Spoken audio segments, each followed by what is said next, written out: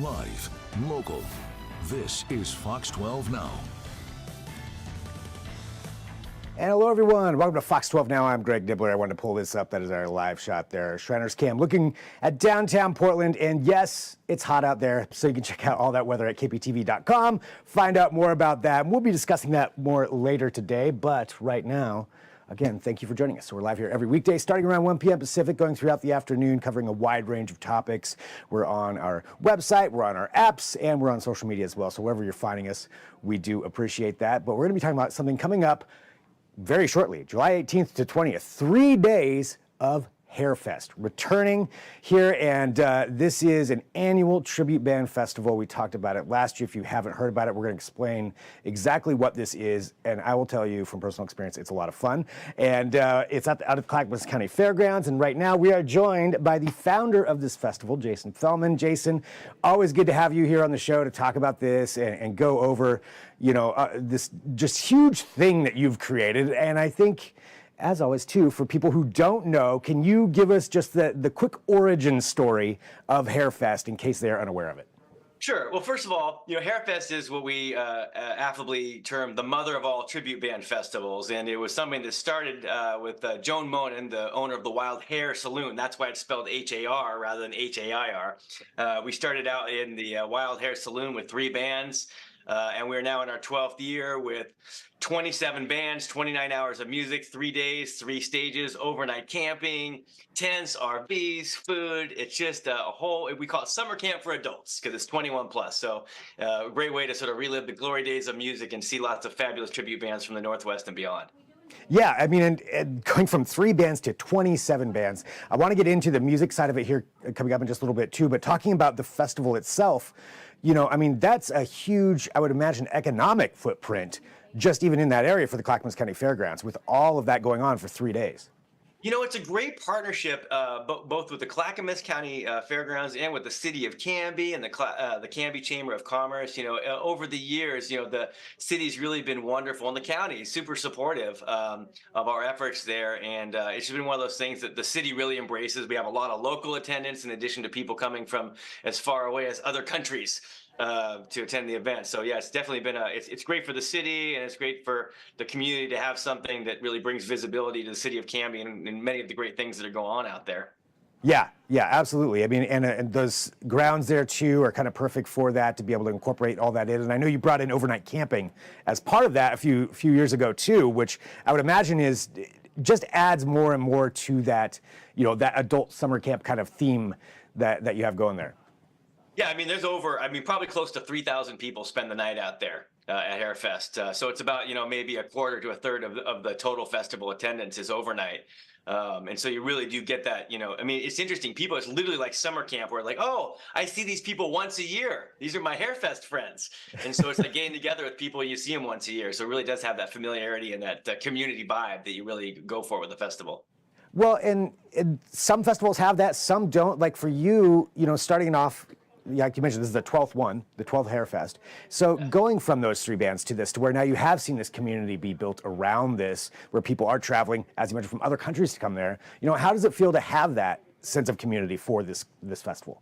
I mean, it's really cool, and I mean, the sort of the sidebar to this whole thing is that I'm actually a musician. I actually play drums in a couple of the bands. I play in the Journey tribute band Stone in Love, and also for Hall and Bros, which does Hall & Oates and Doobie Brothers. And so it's really cool because it's not only something as an event producer that we can really be, you know, create a customer focused experience, but it's also cool to be able to have a sense of community with all the musicians.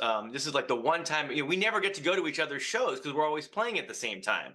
But now all of a sudden I get to see Petty Fever play, and I get to see the guys from Hysteria come down from Seattle, or Eagle Eyes and Barracuda coming from Canada, and I get to see these bands. And so, you know, part of what makes it so cool is this is really, you know, like with the real bands, you know, it creates a situation where you wouldn't normally have this type of lineup together in one place on one weekend. Right. I mean, it's an incredible lineup of bands that you have there. And so before we get into that side, to answer the other or to ask you the question that I know a lot of people, if they're unfamiliar with the festival, may not know the answer to this. What is the difference between a tribute band and a cover band? It's a great question. While I don't think there's an official distinction, I think the generally accepted distinction is that a tribute band is playing music from one band, or in some cases you have a genre tribute that might say play all 80s, right? Whereas a cover band plays a wide variety. So you might have a cover band that plays everything from, Blink 182 to Beyonce. So that's the fundamental difference. And then taking it a step further, many tribute bands also look like the original band did back in their heyday, because they're only covering one band, but it looked like the real thing. Right, and take a look here now too, so people can get a better idea of that. I mean, these are outfits like that takes a lot of time to put together, and probably a lot of money, I would imagine, to even do this. And we're looking at the Motley Crue tribute band right here. But yeah, so it's going all out.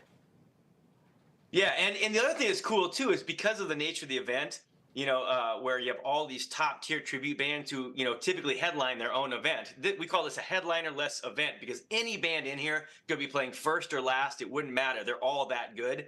And so a lot of bands will go the extra mile and go all out to do special things. The guys from Shoot to Thrill, for example, are famous for, having, props, and, they bring like these light up horns and, you name it, all kinds of little sort of gimmicks and things that they can do once a year to kind of level up their performance, almost like a friendly competition to see who can go the extra with the bands there.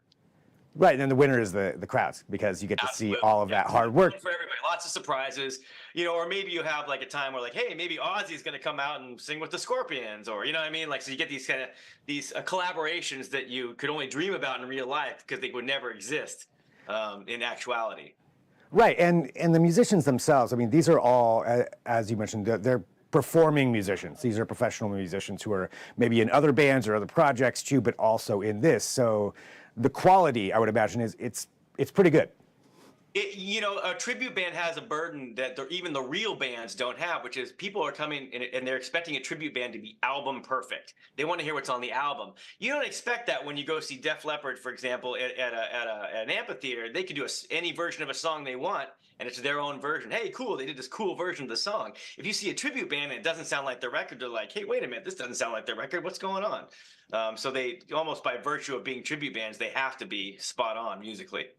Yeah, to be able to nail those and have the crowd go with it. Well, talking about this year's lineup, you mentioned 27 bands, 3 stages.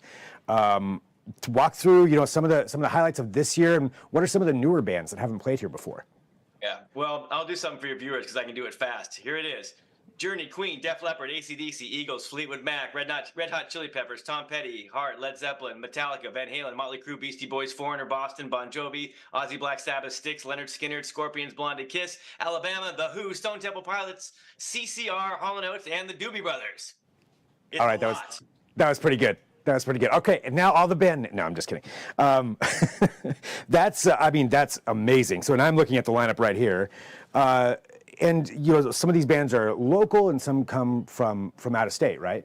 Yeah, so like for example, Queen Nation was a huge hit last year. They're the nation's #1 touring Queen tribute band. Same with Red Hot Chili Peppers. They play all over the world, and we've got them coming to HAREFEST to play on the final band on Friday night, the Red Hot Chili Peppers. And of course, one of the things we have this year is that every night ends with a band playing to a laser show. So on Thursday night, it's the Ozzy Osbourne tribute. Crazy Train is the final band. Red Hot Chili Peppers on Friday. And then the Van Halen tribute, Best of Both Worlds, which people are super excited about because they have singers to both Sammy Hagar and David Lee Roth. So they cover the whole gamut of Van Halen. You don't have to pick. Right. You don't have to be a Van Hagar or Van Roth. Yeah, you can go. You get both, best of both worlds. Perfect. And we've got a little theme thing going on Saturday with a little bit of Southern rock vibe going on with tributes to Alabama, Leonard Skinner with Whiskey River, and then the Eagles tribute, who's always a fan favorite as well from Canada. How do you go about deciding which groups are going to be a part of this? Well, I mean, that's a tough one. We do surveys, first of all, so we get a sense of what types of bands people want to see every year. And as a promoter, I'm promoting, hundreds of tribute shows throughout the year. And so that gives me insight into which bands in terms of both quality and in terms of their draw and popularity. And so, we kind of look holistically at everything throughout, that goes on throughout the year and say, okay, how can we kind of pick and choose some of the best of the best? And honestly, as awesome as these bands are, there are probably another 27 bands that also deserve to be there. And I just can't fit them in. So that's always a little bit frustrating because you want to book everybody, but you can't. So, you're trying to match, we have 10 bands playing this year that weren't there last year. But that means we have 17 bands playing this year that were there last year. So there's a balancing act. Yeah, I would imagine so. And it's a wide variety of music in there. And I know one of the other things, too, that you've talked about is for the festival itself is how people feel when they're there and whether or not it's, packed in wall to wall or more comfortable. I know that was something that you took into account as well. Yeah, comfort's a big deal, both in terms of the layout of the venue. I mean, we love the Clackamas County Fairgrounds because they actually have infrastructure. I mean, yes, we have porta potties and stuff, but they also have a building with bathrooms. You know what I mean? Which is a real luxury at a festival. Probably the biggest thing, though, in terms of the customer experience that we really took to heart this year is that it was really hot last year. And I think this is going to hit home with the current weather. But one of the things we're bringing back that we haven't had since like HAREFEST 9, I believe, are this giant overhead shade cover from Guildworks Architecture of the Air that's going to cover the standing pit in front of both main stages.